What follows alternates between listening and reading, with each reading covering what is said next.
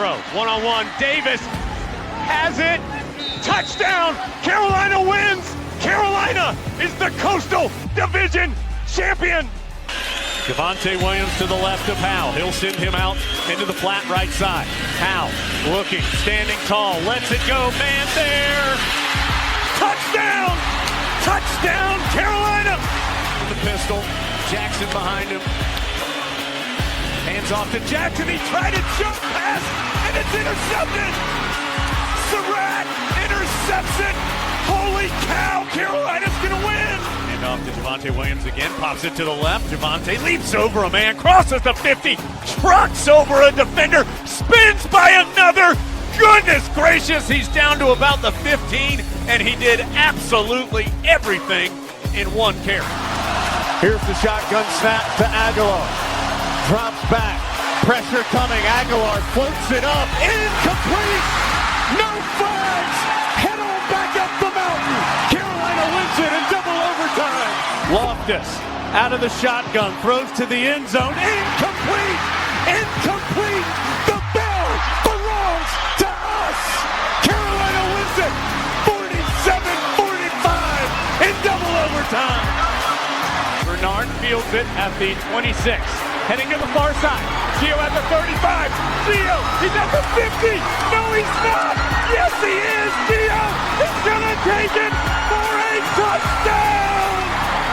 Are you kidding me?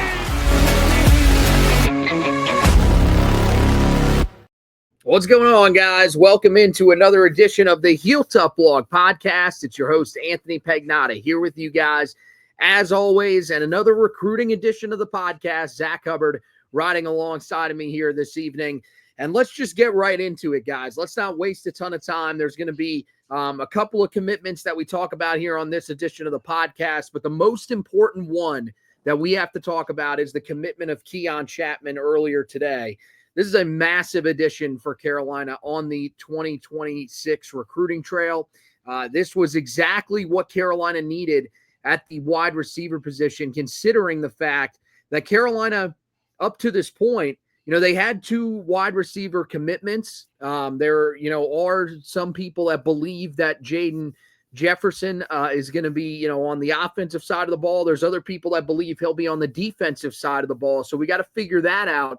But ultimately, it really is Carolina came into the day with two wide receiver commits and two guys that, people liked. There's intangibles about them that they liked, but not necessarily guys that were building blocks for Carolina.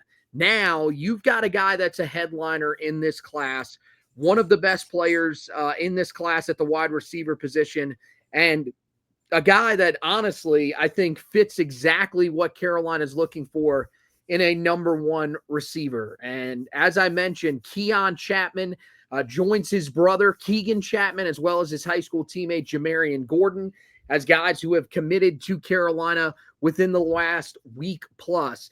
He's a four-star wide receiver, a guy that's ranked as the number 171 overall prospect and the number 24 wide receiver prospect in the class, according to 24/7 Sports composite player rankings. He hails from Jackson High School down there in Jackson, Alabama, a spot that Carolina now has a pretty strong hold on, a high school that's produced some really talented guys in this class. We mentioned the three of them, and then you've got Landon Duckworth, the starting quarterback for the team, that is probably going to go to either South Carolina or Ole Miss, one of those two schools.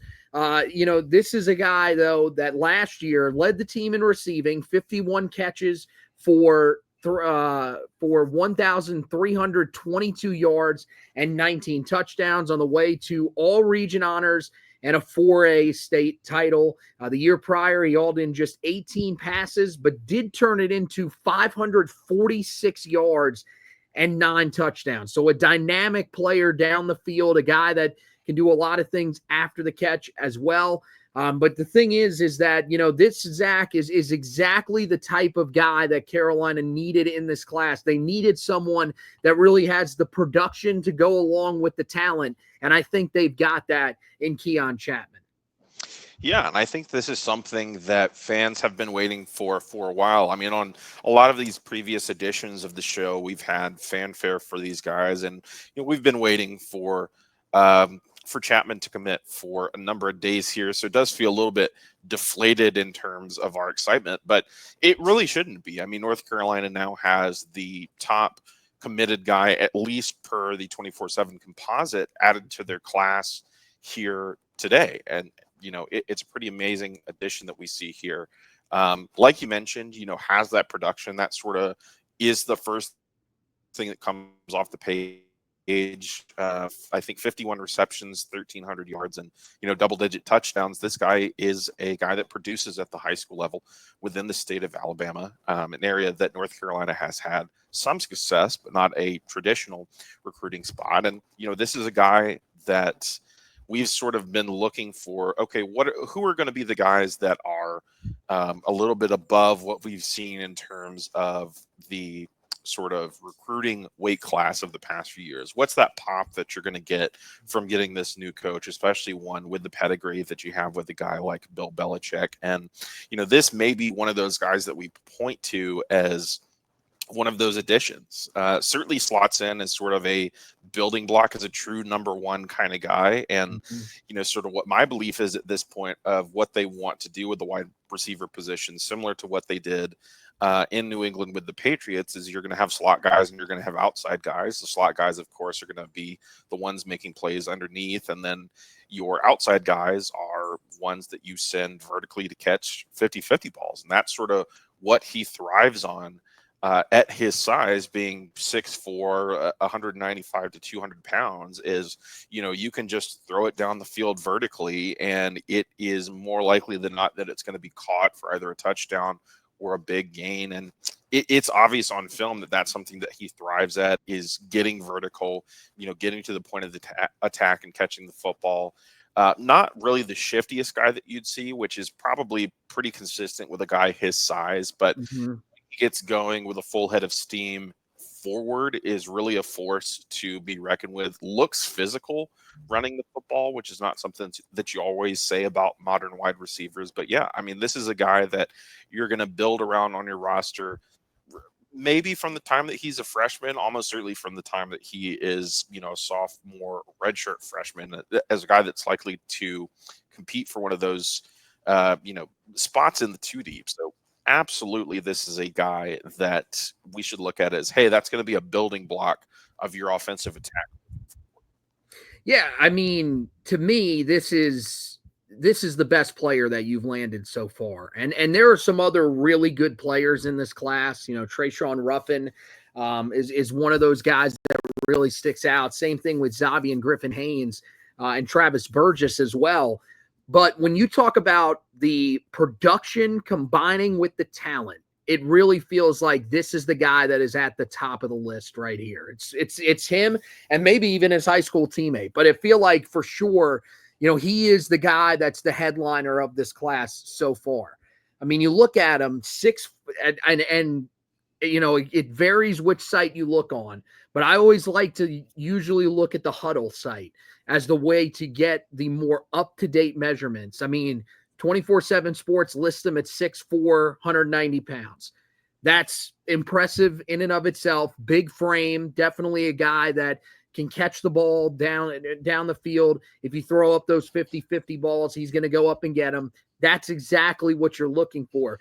But Huddle has him at 6'5", 215 pounds. So now we're talking about a guy that is, yes, very athletic, but also is built very thick, built like a tank, and a guy that can take a lot of contact and hold on to the football. And that's really what I saw from him that I really liked, is he uses his body well to sort of box out defensive backs and catch the football. If he is taking a hit when he is catching it, when at the point of catching the football, he seems to be able to hold on through that. After the catch, I think, what you really like is that the frame that he has sort of combines with his physicality and makes him incredibly difficult to bring down. I mean, he runs through multiple guys on film, looks, sort of like a running back at times, the way that he's able to run through guys. And to be able to do that as a wide receiver is incredibly impressive. And that's what you're looking for. Guys that, yes, can win down the field, can create those big plays because they're bringing the football in down the field. But you're also looking for guys that are able to make those plays that are short or intermediate routes and turn them into big plays. And I feel like his ability to run through guys is certainly something that allows him to be able to do that. When it comes to actually catching the football, I look at him as a guy that has pretty reliable hands and does a good job of hands catching the football. What that means is that he uses his hands to haul the football in most of the time instead of using his body more often than not. And look, every receiver uses their body, but the thing is that you get guys that are very comfortable with it, that's really the only way they can haul in the ball. And when you have some of these defensive backs that do a good job of getting their hands into the midsection and raking that football out, it makes it difficult for them to hold on to the ball. Guys that are really good hands catchers of the football typically don't have drop issues. And that's what I see here with him. Also, pretty big catch radius. You can throw it just about anywhere in his vicinity. He's going to be able to come down with it. That's what you like to see. Prior to catching the ball, does a great job of creating separation no matter what level of the field it is. Like the deep separation, I think that shows that there's good enough top-end speed to be able to create that separation there. And then when it comes to the intermediate and short routes, it's really just how you run your routes. Do you run them hard? Do you sell, what you're trying to run? I mean, there were a couple of patterns that you'll see typical a sluggo route, slant and go. Very easy route to that you would think to run. But the thing is, you got to run it a certain way in order to fool the defensive back. He runs it on film, runs it perfectly, ends up working for a big gain down the field. I like everything about what he does as a route runner. And the thing is that he has a route tree that is pretty expansive. So it's not just the basic go route, go and slant guys. We've seen a lot of them go, very guys that are based on just the go route, the post route, and some very simple short to intermediate stuff. This is a guy that knows just about every route in the book, will utilize just about every route in the book, and gets himself open. So that's the thing. He looks like he comes from a pretty complex offense. When you've got a quarterback that's as good as Landon Duckworth is, it makes sense that you're able to use that type of complex offense because you got a quarterback that just understands it, and it helps these wide receivers. I said it in the article. I think this is a guy that has all the tools to be Carolina's next great receiver. If he doesn't become that, I think he's still got a pretty high floor, though, and is a guy that will be able to make an impact at Carolina. So I really like everything that he brings to the table. And, now, when you look at it, Zach, do you agree with me that he should be the headliner of this class, the guy that we're talking about the most? I know rating-wise, that's definitely the case, but I think just based off the production and when you combine it with the talent, this is the guy that we should really be talking about the most in this class right now and be the most excited to land so far. Yeah, I think there's definitely an argument for that. After his performance at the Elite 11, I think it's going to be pretty hard, at least for some fans, to top the excitement that they see around a guy like Travis Burgess. He is a quarterback, so obviously you're going to have a little bit more excitement there regardless. But this production at this position, especially with a guy of that size, I think is something that, fans should also consider, like you say, for this guy to be sort of the gem in the crown of your cap, so to speak. So with Travis Burgess as the quarterback of this class, we understand that they're stacking quarterbacks. They got Bryce Baker last year. They have Burgess this year. They're likely to pursue and get a guy in 2027 as well. But, with Keeyun Chapman at the wide receiver position, if he can block on the outside, which at his size, based on what's listed with his huddle or max preps, if he's at, 6'5", 210, 215, you certainly think he'd have, a good a good sort of handle or a good at least indication as to what his blocking can be, as opposed to some of these guys that are 6 foot 180. Then there's definitely a chance that he can get on the field as a freshman. And I think that sort of is another thing that you have to look at, is just that early play potential. When you look at the program that's being built here, I think that the sort of the Belichick program and this staff, just the program overall, wants to, get running with a head of steam.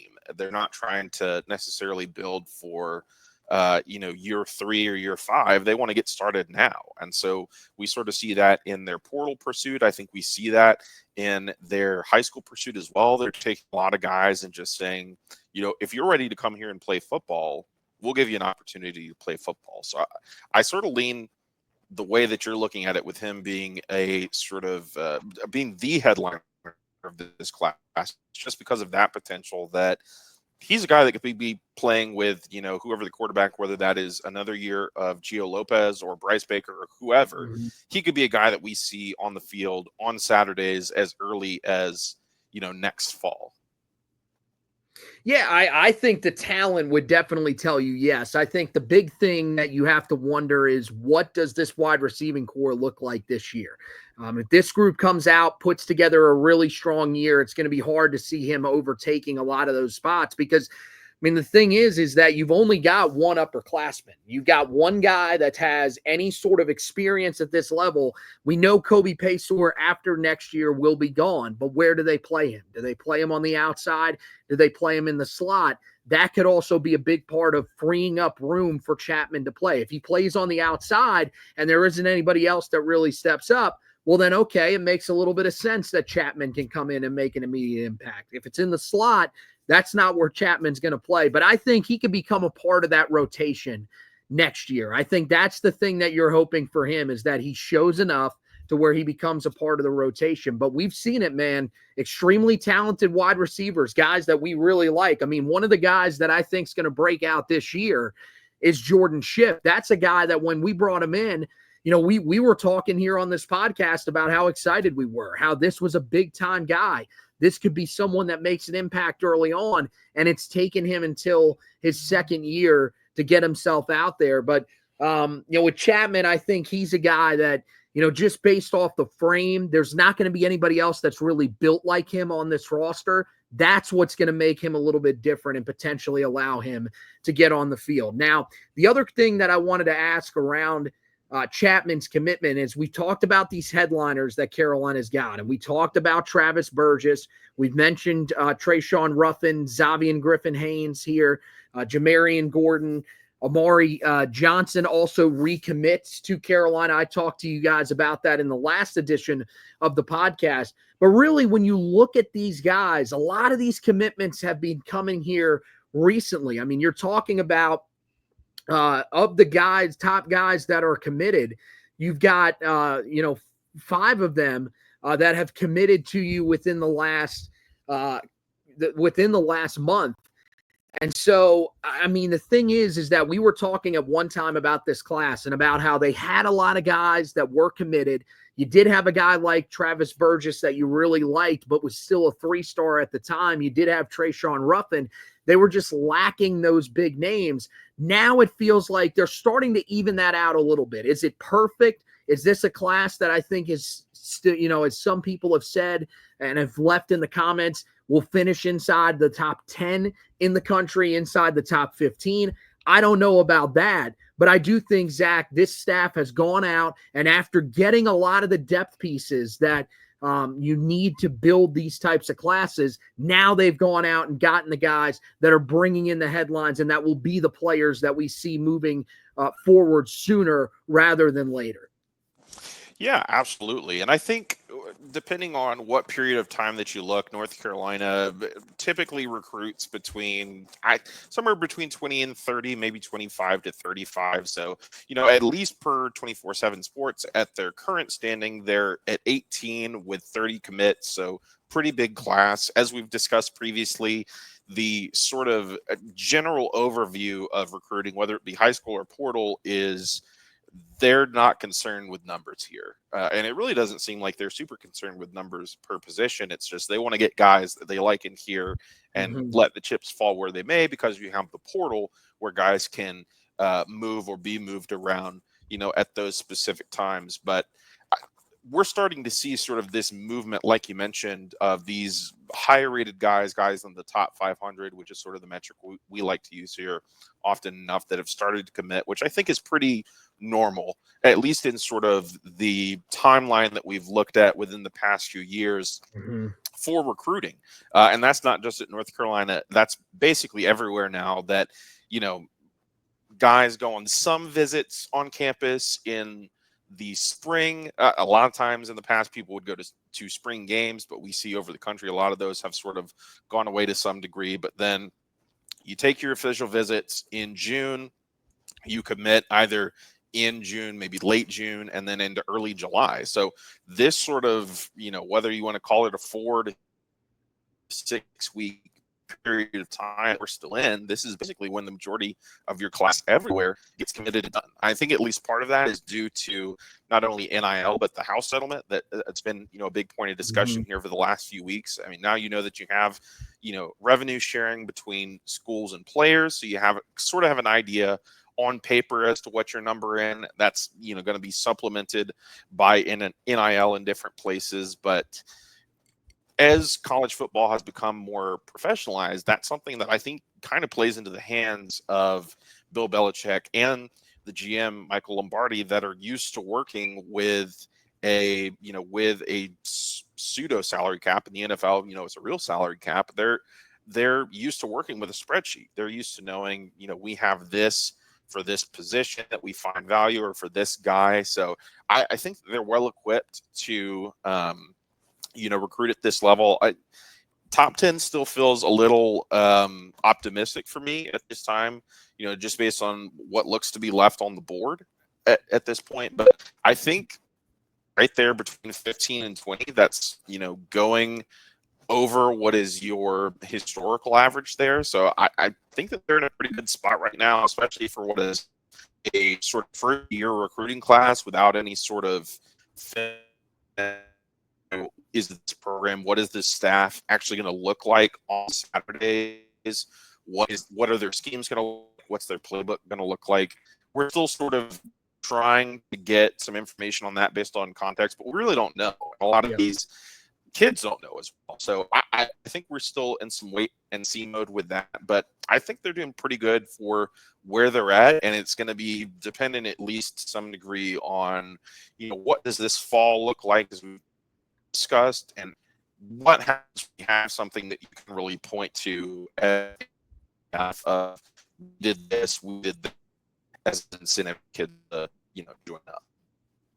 Yeah, I mean, I think that's the most impressive thing, is that Carolina has got this class that they've gotten without having put a snap on film. We have absolutely no clue what this group is going to look like.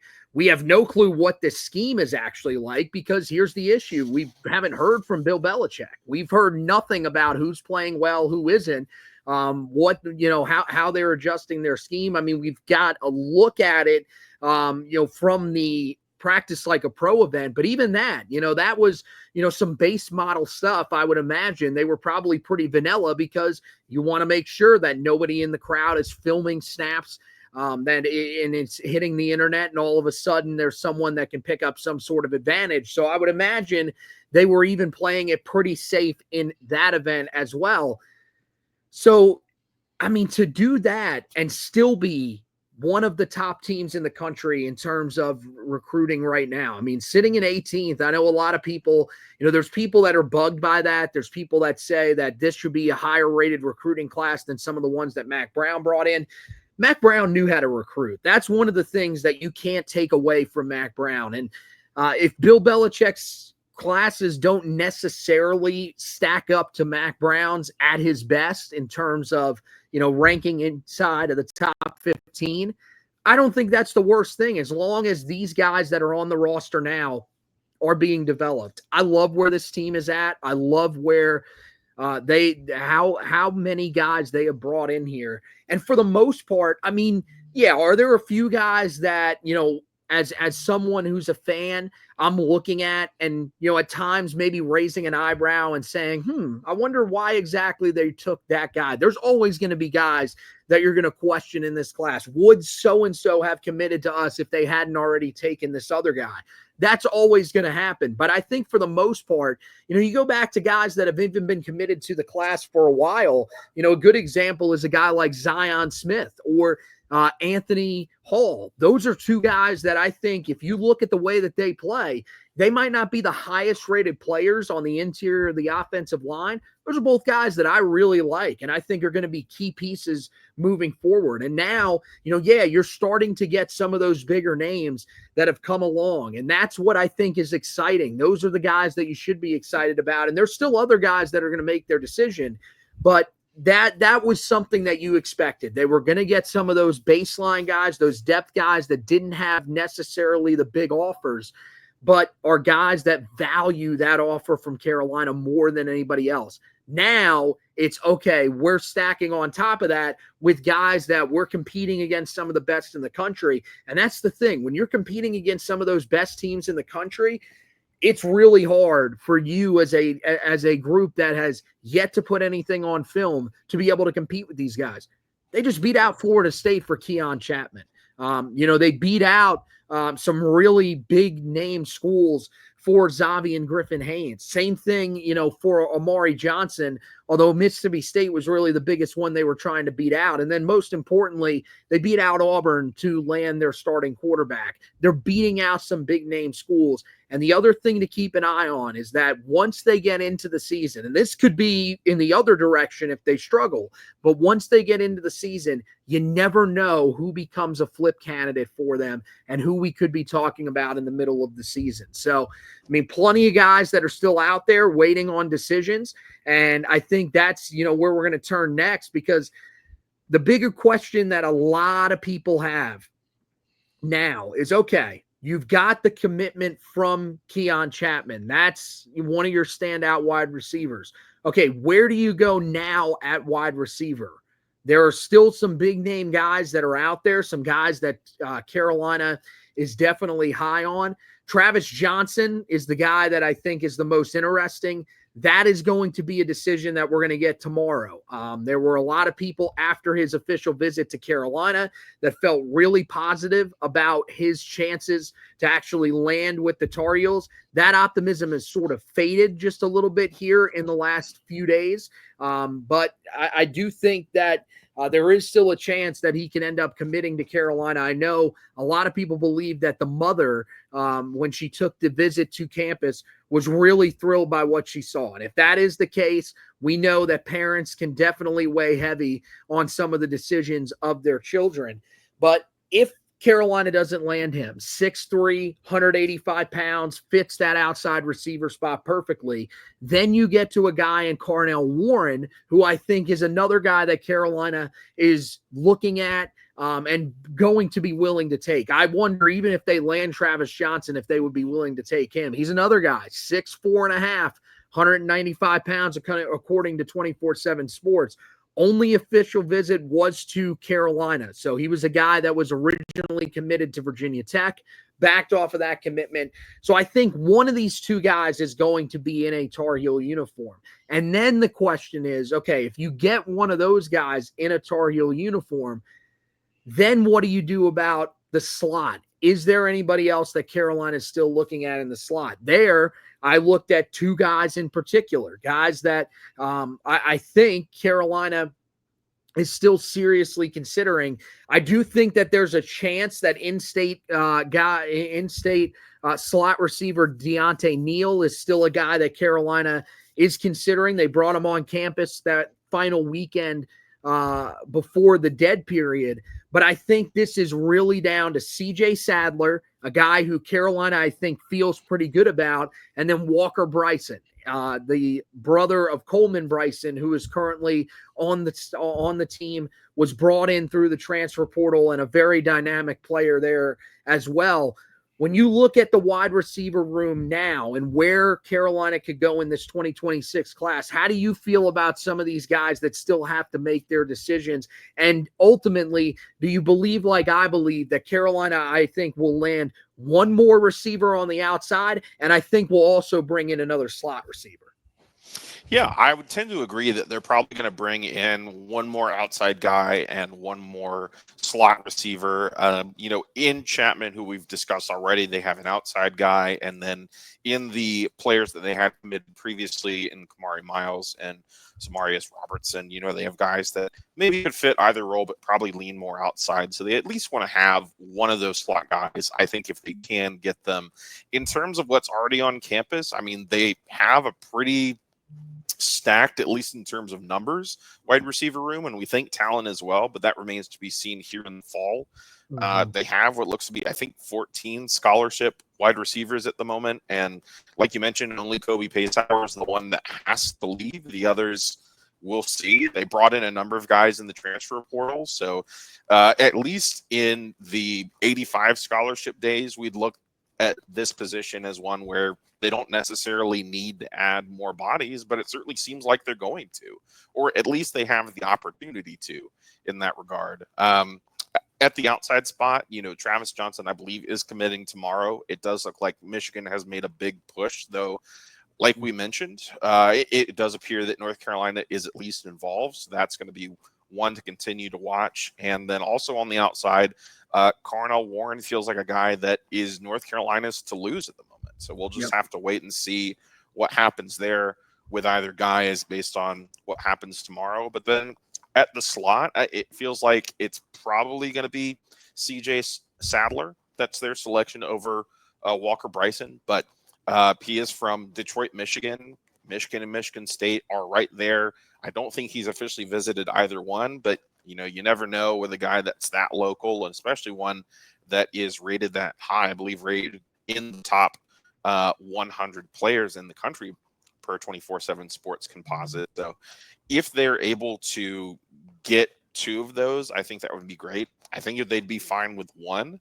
Right now, if I had to project, I think they'd get commitments from CJ Sadler and Carnell Warren, but we'll just have to wait and see. I still think there is recruiting to be done for all of these guys by all parties involved, especially in this sort of modern age of college football. Yeah, and when you look, I mean, you're going to have to wait a little bit for CJ Sadler. As of right now, his decision is set for August 15th, and I think that's one that it looks like he's probably going to stick to right before his senior season starts. That's probably going to be when he makes his decision, but you never know. It could be bumped up a little bit earlier. Carolina could sort of push for him to sort of come to a conclusion a little bit earlier, but we'll have to wait and see on that. When it comes to Carnell Warren and Travis Johnson, I think we get a solution here pretty quick, and I'm with you. I think that, unfortunately, Carolina pushed really hard at the end for Travis Johnson, but I don't think it's going to be enough. And so they will land a guy in Carnell Warren, who I think, is a 4-star prospect as well, and I really like. But I do think that Travis Johnson probably is the slightly better prospect. The good news is that when, with landing Warren, there's still plenty to work with there. That's still a guy that Carolina probably feels really confident about, looks at as someone that can contribute relatively early in his time at Carolina if he ends up committing. But I think you're right. It's really just, is Carolina willing to take him? If they get Travis Johnson, I don't think they are. I think they're probably safe with where they're at right there. You could make the case that maybe he's a guy that you should take over a Kamari Miles or Samarius Robertson. I think, that's going to be really tough. You've already got those guys committed. To me, Miles is somebody you need on this roster because he's that deep threat. He's the guy that has that ultimate speed over the top that will be able to create that separation. Where Warren and Chapman are sort of the bigger bodied receivers, the guys that are going to be able to bring the football in, and really dominate in that intermediate game.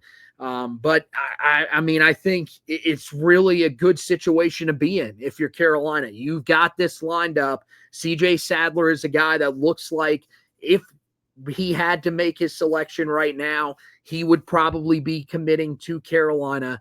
I think you've got to feel really good with where you're at. And so this wide receiving core, this is really one of the last areas that Carolina has to take care of in this class. I do think they will be perfectly fine once they get through this. They'll have a healthy amount of guys in this receiving class, which will, ultimately probably lead to some tough decisions at the end of the year for some of the guys that are currently on the roster as to whether or not they're going to stay. The last thing that I want to talk about here tonight is the commitment that we had yesterday. That would be Darien Lewis, the 3-star safety out of the state of Texas. This is a guy that Carolina got in on pretty late here, but they end up making a push and landing his commitment. You look at him, the number 1,454 overall prospect, the number 128 safety prospect in the 2026 class, hails from Palo Duro High School in Amarillo, Texas. This past season, finished with 61 total tackles, 5 tackles for loss, 5 interceptions, 3 passes defense, and 1 forced fumble in 9 games. He also finished with 47 catches for 532 yards, carried the ball 37 times for 81 yards, and completed 1 of 2 passes for 6 yards. Now, you may be saying, why are you reading off his passing stats?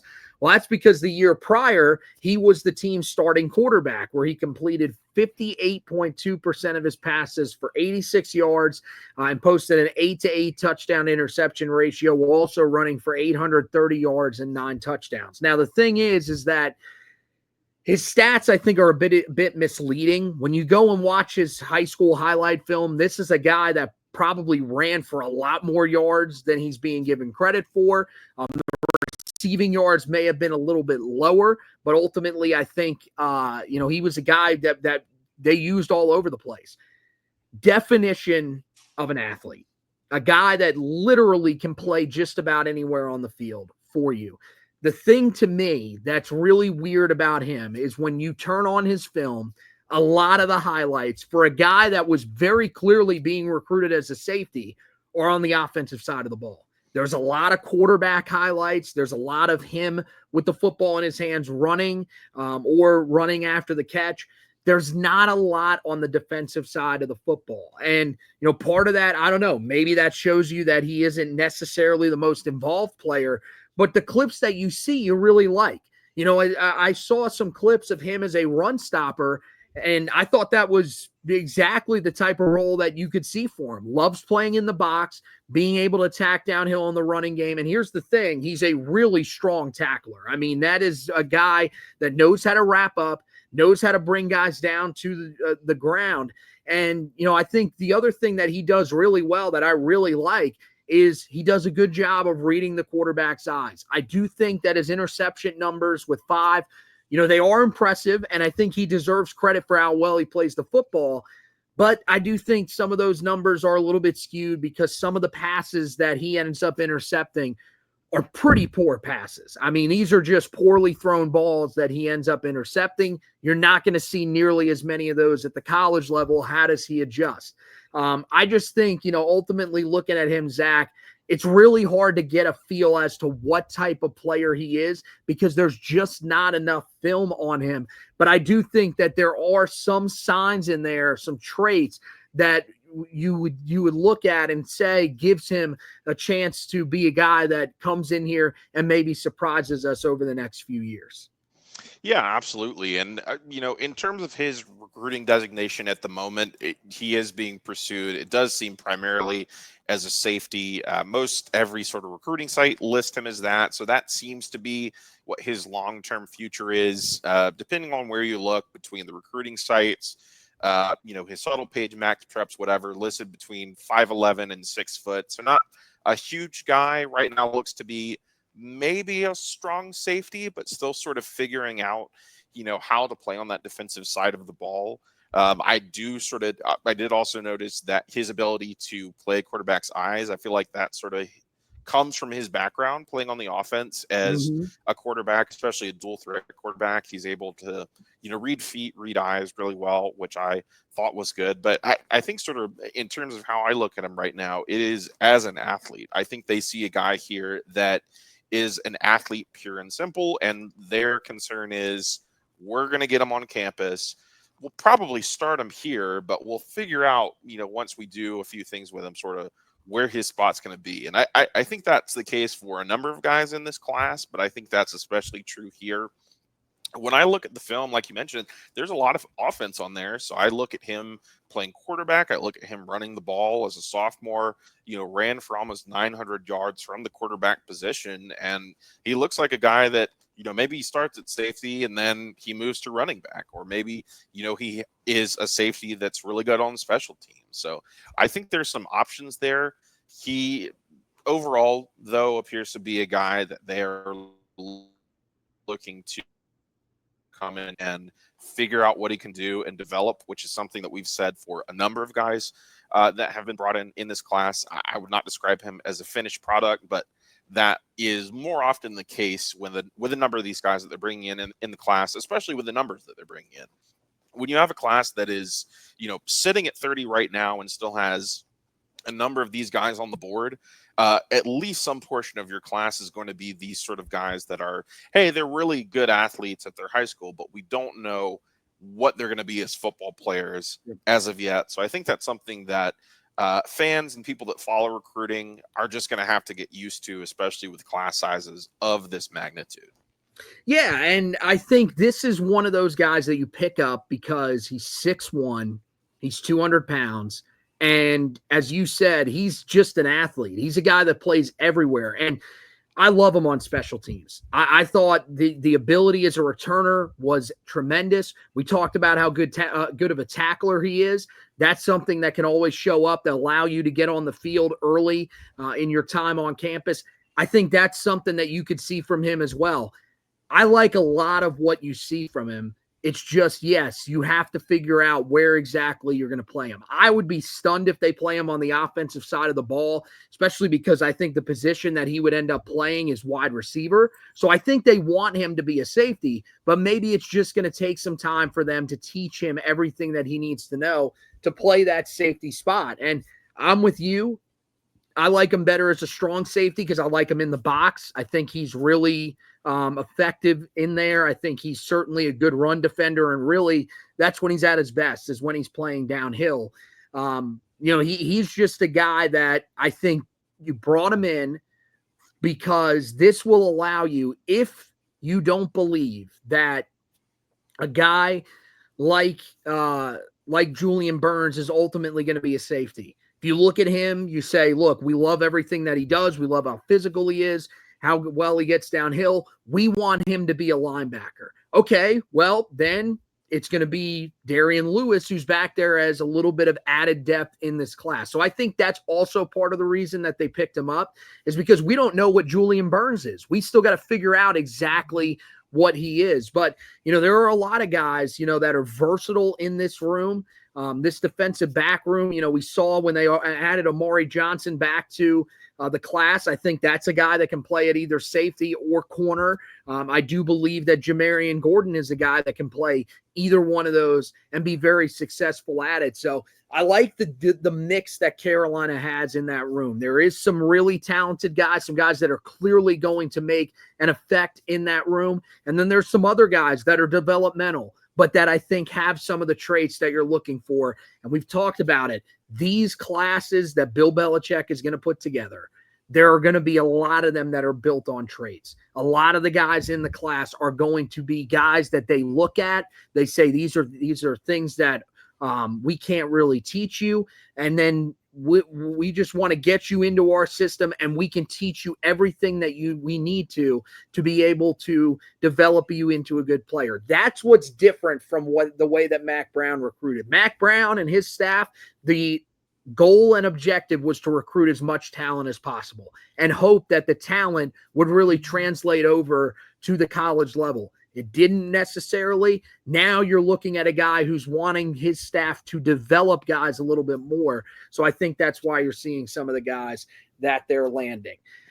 Guys, that's going to wrap it up for this edition of the podcast. Make sure you head over to the website, HeelToughBlog.com. Read about these commitments that we just talked about. There's the article from last night up there about Darien Lewis. There's the article from tonight, or from earlier today, up there about Keeyun Chapman. Go check those out. Those go really in depth, and we would greatly appreciate you giving those reads on the website. It helps us out tremendously. So, make sure you check that out because you want all the information on all these guys, especially that article about Keeyun Chapman. Some of the other stuff that we, of course, encourage you guys to do. Follow us on social media at HeelToughBlog on Twitter. That is the best place to get all of the content, whether it's the articles, the video editions of the podcast, or the audio editions of the podcast, all of that right there. That is the account where that's all we tweet. That's the only stuff that we tweet. So you may say, hey, I follow you on your personal account, which I do appreciate, but no, we see Mets stuff on there. We see, Ranger stuff on there. Yeah, that's my personal account. So I'm going to, have a little fun talking other sports. That one, though, the Heel Tough Blog Twitter is strictly just our content. That's the best place to get it. And all you got to do is hit the follow button, and then right next to it, click on the notifications button and turn on all notifications. That means anytime that we post anything, you will get a message, or a tweet from us directly to you, so that you don't miss any of the information that you need to have. Over on the Facebook page, we encourage you to like the Facebook page. That'll let you know whenever we go live. Will not let you know when we put up new content, but it will be on your timeline. But it is important for us to be able to get those Facebook likes up. We really appreciate that if you do that for us. And then when it comes to the YouTubers, I know there were some YouTubers on here earlier. It seems like we've started to grow that area of the podcast as well. Some of you guys finding us during these live streams, make sure you head over and give us and subscribe to the channel, so that whenever we go live, you'll know that we are putting up another live video, or even if you miss it live, you can go back and watch it. We would greatly appreciate that. We're closing in on just about 400 subscribers, so that would be really cool if we could get to that point as well. And same thing with the people who are watching on the WFNZ account. If you are watching on there, we encourage you to subscribe to the page. That's the best way to make sure that you get all of the content from the station that we put up on there. And that's always an ever-growing YouTube channel. You never know what's going to end up on there next. So that wraps it up for this edition of the podcast. Once again, want to thank Zack Hubbard for hosting with me tonight. Want to thank you guys for watching and listening. And as always, go Tar Heels.